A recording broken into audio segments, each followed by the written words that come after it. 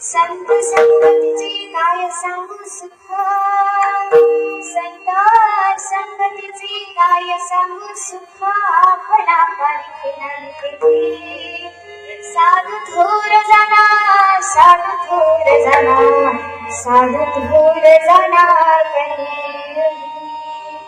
इहालोकी तुझी सर्वभूती सम, इहालोकी तुझी सर्वभूती सम, शरीराचा भ्रमनिकला साधू थोर जाना, साधू थोर जाना, साधू थोर जाना कलियुगी नामा म्हणी गाय दूध एक सार, नामा म्हणे गाय दूध एक सार, साधू निरंतर वर्ती तैसा साधू थोर जाना, साधू थोर जाना, साधू थोर जाना कलियुगी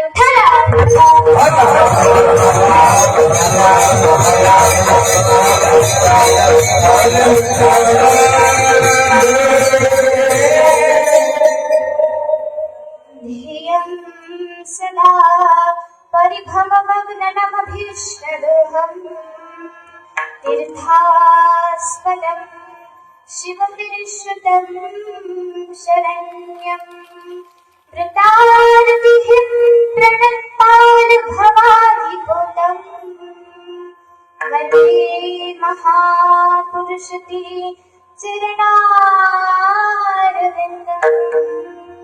वसुदेवसुतं देवं कंसचाणूरमर्दनम् देवकी परमानन्दम् कृष्णं वन्दे जगद्गुरुः नमः पङ्कजनाभाय नमः पङ्कजमालिने नमः पङ्कजनेत्राय नमस्ते पङ्कजाय महायोगपीठे तथे भीमरजम् परपुण्डरीकाय दातुं मदिन्द्रे समागतदिष्टं तमानन्दकन्दम् परब्रह्मलिङ्गं नजमान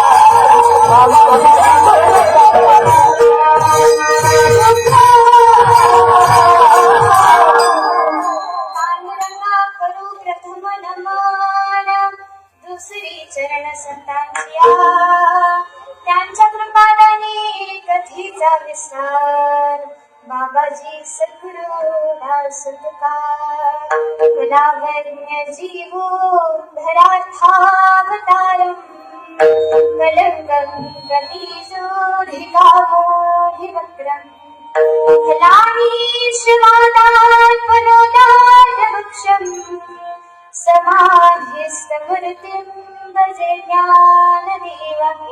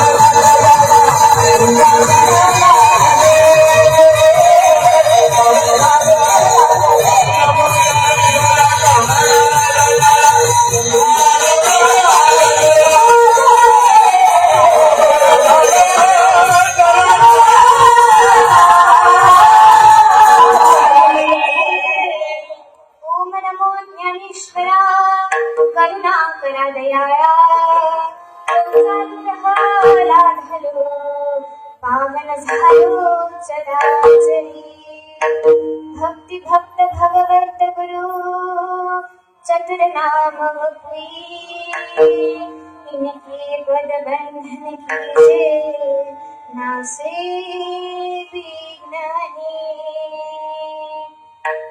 कला गुरुर्ब्रह्मा गुरुर्विष्णु गुरुर्देव महेश्वरा गुरुर साक्षात् परब्रह्म तस्मै श्री गुरुवे नमः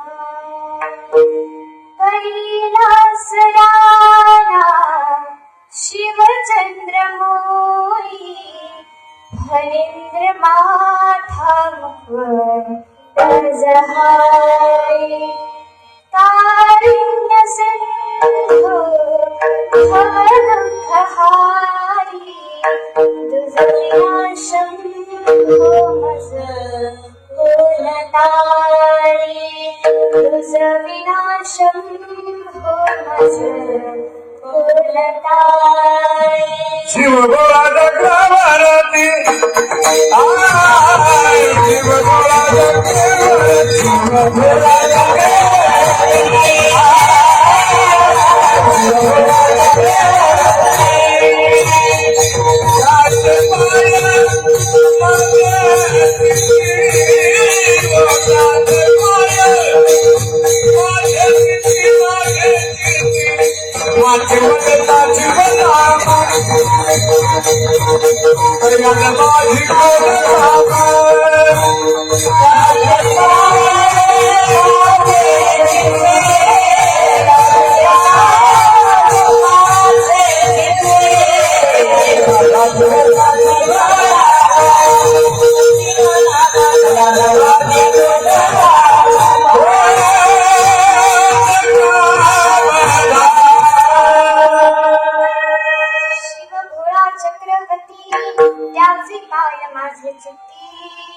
वाची वरदान शिवनाम दयान बाधी क्रोध काम जयांची केल्या स्मरण या सकळ विद्येच्या करणा तीची बंधू श्री चरणा श्री गुरुची तेरी नमस्कार आता वचन एका कमळापती माझी रंगाची विनंती कर जोडी तू कधी काळी आपण असावी जवळ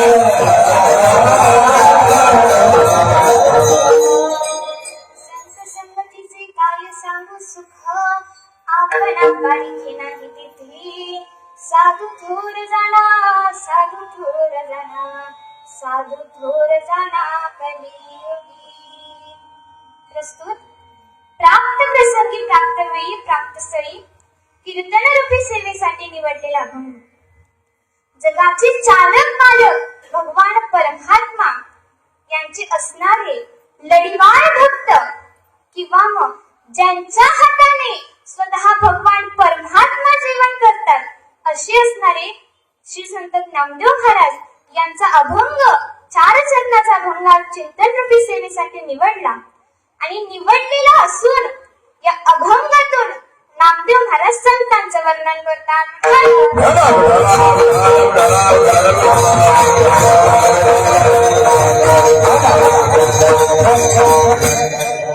पहिला नमस्कार त्या भगवान परमात्म्याला ज्याने ही सुंदर सृष्टी निर्माण केली. दुसरा नमस्कार माझ्या आई वडिलांना ज्यांनी मला अनमोल असा जन्म दिला. तिसरा नमस्कार माझ्या गुरुवरांना गुरूंचे नाव मुखाने घेऊ नये परंतु मी सांगितले नाही तर तुम्हाला कळणार कसे. माझे गुरु वैकुंठवासी भागवताचार्य हरिभक्त पारायण उद्धव महाराज कोरडे तसेच हरिभक्त पारायण शिवाजी महाराज चिंताके ढाकणे सर आणि भागवताचार्य हरिभक्त पारायण शीतलताई या सर्वांच्या चरणी नतमस्तक होते. आणि चौथा नमस्कार श्री महारुद्र वारकरी शिक्षण संस्थेच्या सर्वच कमिटी मेंबरला आणि माझे हे बहिणी असतील भाऊ असतील त्या सर्वांना आणि शेवटचा नमस्कार अमोल भाई आणि कराडे काकांना ज्यांनी मला इथे कीर्तन करण्यास संधी दिली. विठ्ठला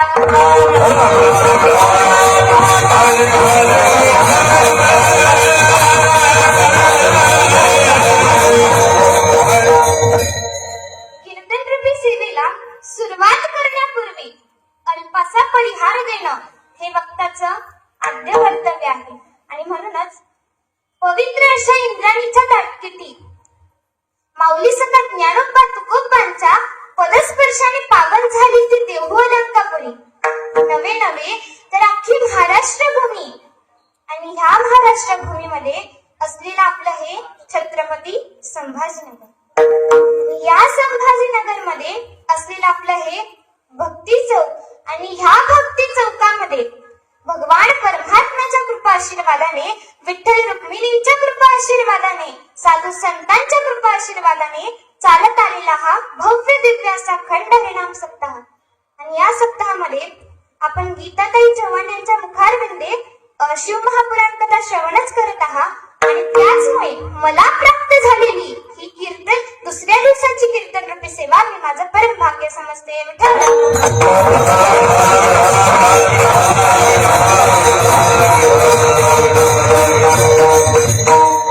कीर्तनाला सुरुवात करण्यापूर्वी मी तुम्हा सर्वांना सांगू इच्छिते की मनुष्याने जीवन जगत असताना देवाचं भजन करणं देवाची भक्ती करणं हे कधीच नाही सोडलं पाहिजे.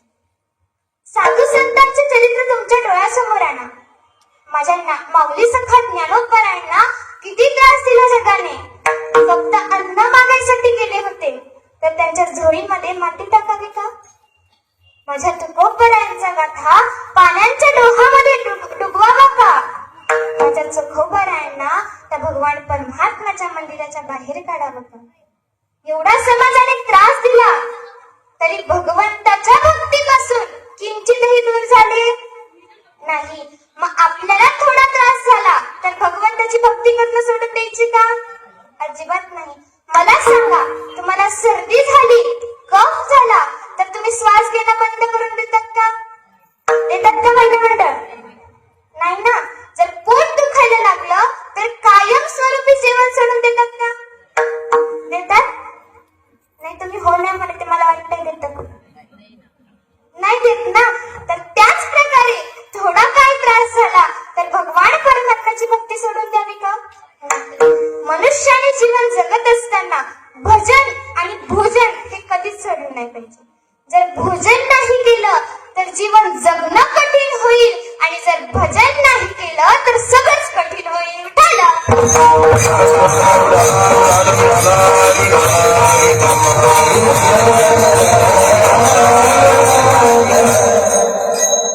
मनुष्याने 100 कामे सोडून भोजन करावे, 1000 कामे सोडून स्नान करावं, लाख कामे सोडून दान करावं आणि कोटी कामे सोडून ते म्हणजे देवाचं भजन करावं.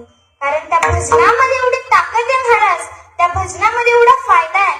आपण फक्त भगवान परमात्म्याचं एकच नाव घेतलं तर आपला केवढा फायदा आहे बघा. आपण राम म्हणतो, राम म्हटल्याच्या नंतर आपल्या अंतःकरणामध्ये जी काही निगेटिव्ह एनर्जी आहे, जी काही अंधकार रूपी विचार आहेत ते मुखाद्वारे बाहेर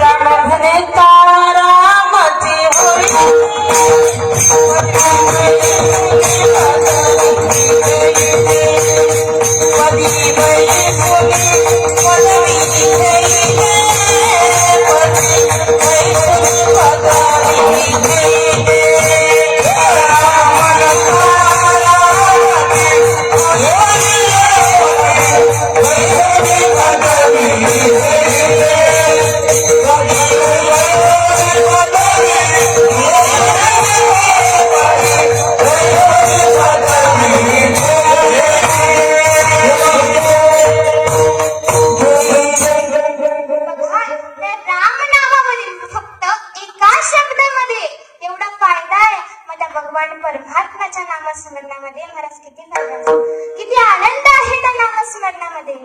रामा रामा रटते रटते बीतले उमरिया, रामा रामा रटते बीतले उमरिया, रघुकुल नंदन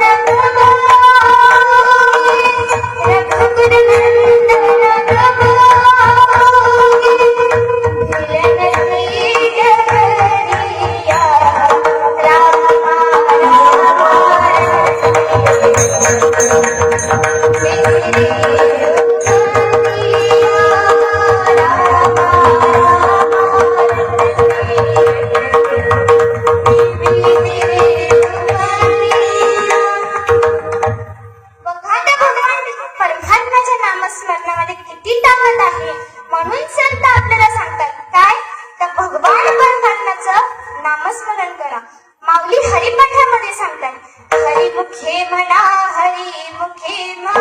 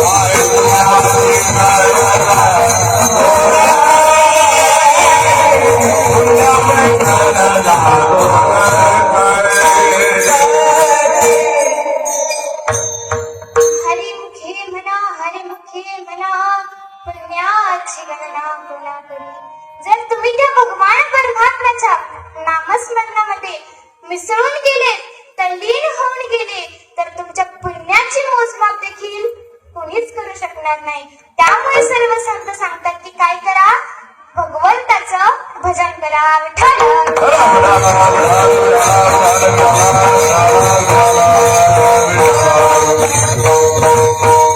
आपण थोडस अभंगाकडे वळूया. नामदेव महाराज म्हणतात की संत संगतीचे काय सांगू सुख, आपणा पारिखे नाही तेथे. ते म्हणतात की संतांच्या संगतीमध्ये एवढं सुख आहे त्याचं मी वर्णन देखील करू शकत नाही. परंतु प्रश्न निर्माण होतो की संत नेमके आहेत कोण, त्यांना ओळखायचं तरी कसं, त्यांची नेमकी व्याख्या तरी काय.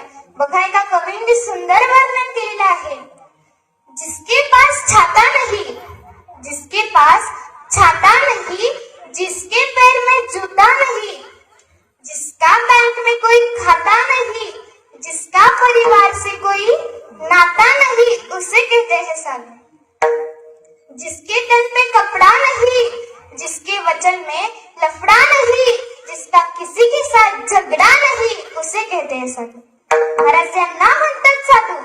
परंतु साधूंना ओळखायचं तरी कसं, ज्यांनी हे षडविकार घेतले त्यांना साधू म्हणायचं. षडविकार कुठले, काम, क्रोध, लोभ, मद, मत्सर आणि अहंकार ज्यांनी धुतलं त्यांना साधू म्हणायचं. विठ्ठल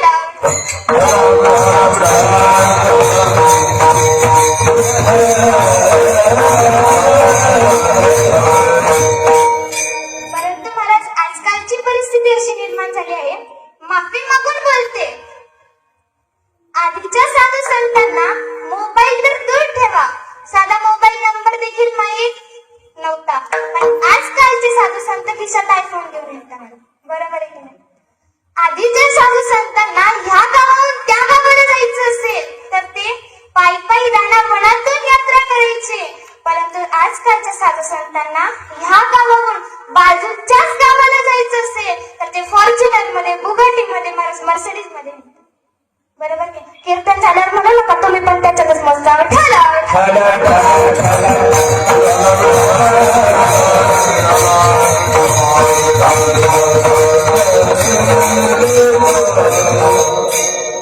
बरं ठीक आहे. तुम्ही म्हणसाल महाराज तुम्ही सांगितलं की संत नेमकी कोण आहे, परंतु हे साधू संत इथे अवतार तरी कशाला घेतात, जगाच्या कल्याणा संतांच्या विभूती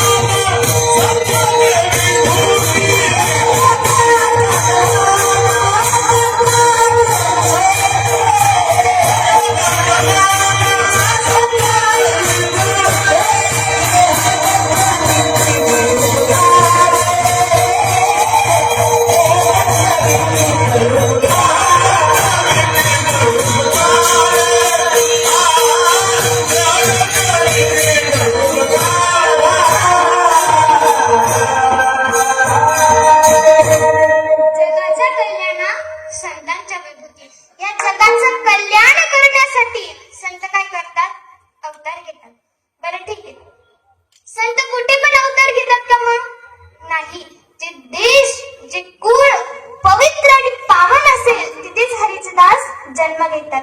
पवित्र ते कुळ पावन देश, पवित्र ते कुळ पावन देश.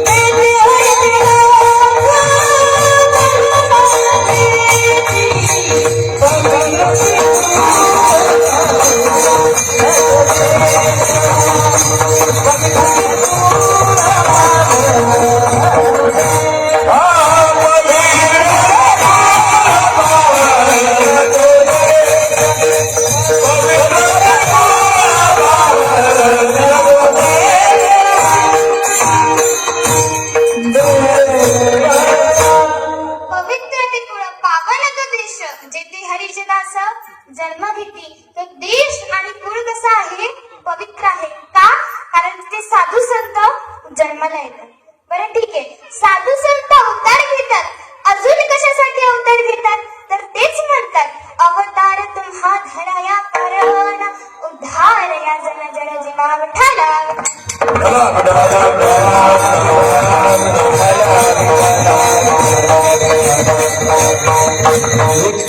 हे देव प्रकाराचा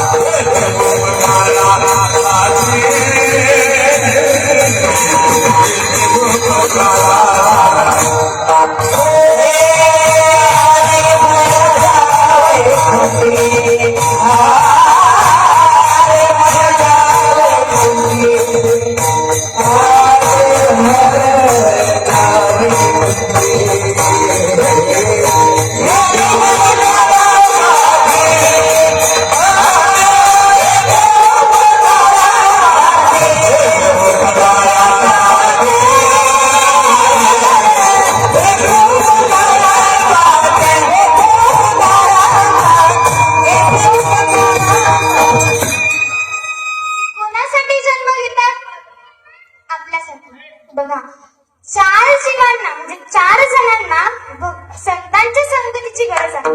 कोणाकोणाला? कीर्तन करायला, गायनाचार्याला, मृदंगाचार्याला आणि पेटीवादकाला. हो का? तुम्हाला नाही का? नाही? कुशल नाही म्हणता मला विठ्ठला ठाला.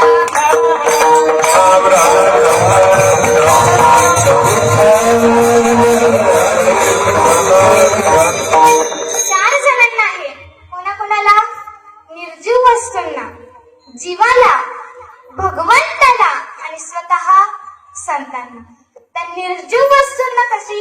ऐका, आपण मंदिरासाठी आपल्याला काय काय लागतं? भिंती खांब हे मंदिरासाठी लागतात. परंतु आपल्या महाराष्ट्रामध्ये भिंती आणि खांबासाठी मंदिर. कळालं का तुम्हाला?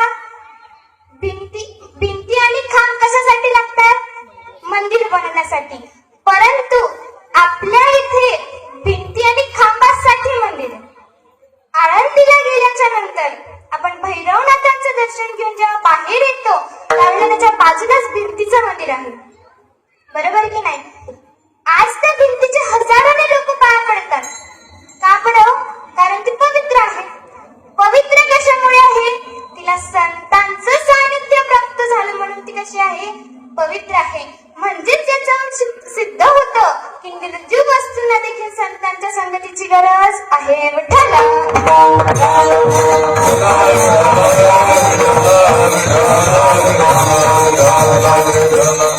दुसरं सांगितलं खांबासाठी मंदिर आहे.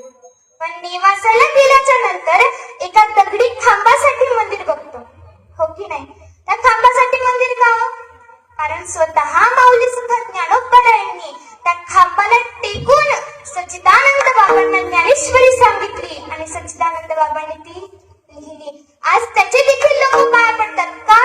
कारण ती पवित्र, तो खांब पवित्र आहे. पवित्र का? त्याला संतांचं सानिध्य प्राप्त झालं म्हणून तो कसा आहे? पवित्र आहे. म्हणजेच याच्यावरूनही सिद्ध होतं की निर्जीव वस्तूंना संतांच्या संगतीची गरज आहे. विठ्ठला.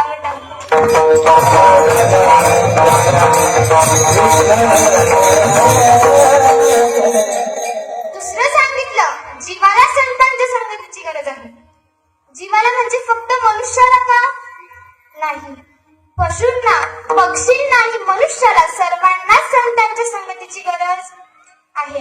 रामायणातलं एक दृष्टांत तुम्हाला सांगते. ज्यावेळेला सेतू बंधनाचं बांधकाम चालू होतं त्यावेळेला सर्व वानर सेना आपल्याला झेपेल तेवढं दगड येऊन त्याच्यासाठी मदत करत होते. आणि तेवढ्यात राम प्रभूंची नजर एका खारीवरती पडली. ही खारी काय करत होती माहितीये का? समुद्राच्या कडेला जी रेत असते तिथे जाऊन त्या रेतीमध्ये लोळत होती. आणि लोळल्यानंतर ज्या वेळेला जी काही रेत असेल ती आपल्या अंगाला चिपकलेली असेल तेवढी घेऊन तिचे बांधकाम चालू होतं तिथे जायची. आणि दोन दगडांच्या मध्ये जे छोटासा गॅप असतो का तिथे जाऊन आपलं अंग झटकायची. आणि झटकल्याच्या नंतर अंगाला जेवढी रेत चिपकलेली असेल तिथे जाऊन पडायची. आणि त्याच्यामुळे तो गॅप भरून निघायचा. असं तिचं रुटीन चालूच होतं. आणि काही वेळानंतर परत राम प्रभूंची नजर तिच्यावरती पडली. त्याची खाली पडलेली होती आणि तिला खूप त्रास होत होता. ती तळमळत होती. राम प्रभूंनी तिला आपल्या हातामध्ये उचललं, तिच्या अंगावरनं हात फिरवला, तिला पाणी पाजू घातलं आणि तिला बोलता गेलं. आणि म्हटलं, अगं खारुताई, तुझी अशी अवस्था कुणी केली? त्यावेळेला खारुताई म्हणते, रामप्रभू माफी असावी पण मी त्याचं नाव सांगणार नाही. रामप्रभू म्हणता, अगं असं कसं करतेस? तू त्याचं नाव सांग, त्याच्यामुळे तुला एवढा त्रास झालेला आहे. ती म्हणते, नाही रामप्रभू, मी सांगणार नाही. खूप आग्रहानंतर तिने सांगितलं की रामप्रभू, मारुतीरायांचा पाय माझ्या शेपटीवरती पडला म्हणून माझी अवस्था झाली. तर रामप्रभू मनातल्या मनात विचार करता, मी मारुतीला शिक्षा तरी काय देऊ? खारुताईलाच विचारला, तर तूच सांग त्याला काय शिक्षा द्यायची. खारुताई म्हणते, त्यांना शिक्षा नका देऊ, त्यांचं उलट कल्याण करा. रामप्रभूंना आश्चर्य वाटलं, अगं तुला त्याच्यामुळे एवढा त्रास झाला, त्याचं कल्याण करायला तू सांगते? त्याला खारुताई इतकं गोड उत्तर देते, महाराज नीट लक्ष देऊन ऐका. ती म्हणते, रामप्रभू, आज मारुतीराया नसते, त्यांचा पाय माझ्या शेपटीवरती पडला नसता तर माझी ही अवस्था झाली नसती. आणि माझी ही अवस्था झालेली तुम्ही बघितली नसती. आणि त्याचमुळे तुम्ही तुमच्या हातामध्ये मला उचललं नसतं. आणि उचललं नसतं तर तुमच्या हाताने पाणी पिण्याचं भाग्य माझ्या नशिबात लिहिलं नसतं. बघा, दृष्टांत इथे संपला. मला सांगायचं एवढं की मारुतीराया म्हणजे संत, ती खारुताई म्हणजे जीव, आणि भगवान परमात्मा म्हणजेच भगवान परमात्मा. ज्यावेळेला जीवाला संतांची संगती प्राप्त होते त्यावेळेला भगवंताकडे जाण्याचा मार्ग मोकळा होतो. विठ्ठल.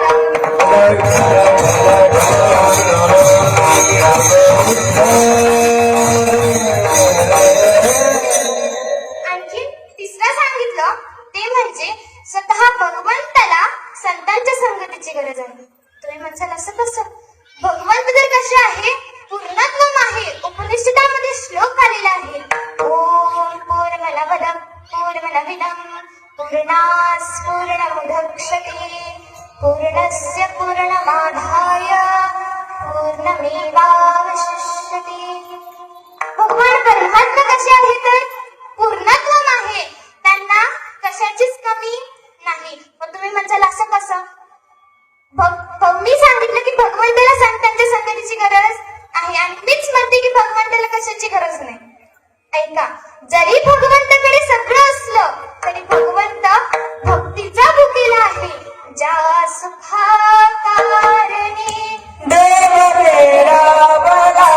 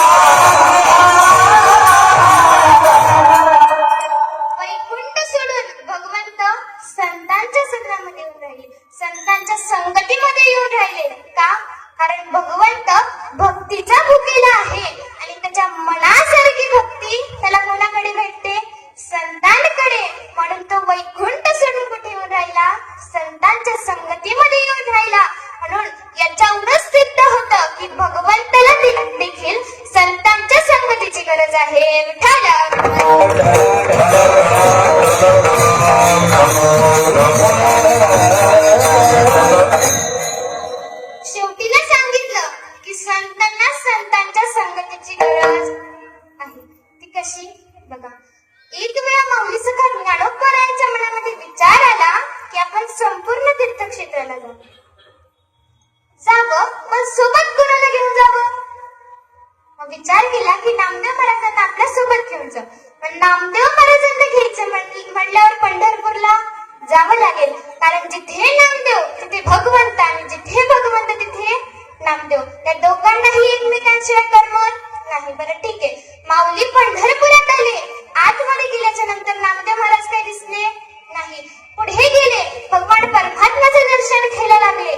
पहिला भगवान परमात्मा देखील तिथे दिसले नाही. मूर्ती तिथे होती, परंतु संतांना भगवंताचा निर्गुण अवतार ओळखता येतो. ते भगवंतही नव्हते, म्हणून विचार केला की वाळवंटामध्ये जाऊन बघावं. वाळवंटाच्या दिशेने प्रस्थान केलं. तसं थोडं थोडं पुढे जाऊ लागले, तसं हळूहळू टाळ मृदंगाचा आवाज कानावरती पडायला लागला. आणखीन पुढे गेले, आणखी जोरात आवाज येऊ लागला. आणि जसे वाळवंटामध्ये पोहोचले, तिथे बघता तर काय, सर्व संत मंडळी जमा आहे, भाविक मंडळी जमा आहे. नामदेव महाराज कीर्तन करतायत आणि माझे भगवान परमात्मा तिथे नाचतायत. नामदेव कीर्तन करे पुढे देवनाथ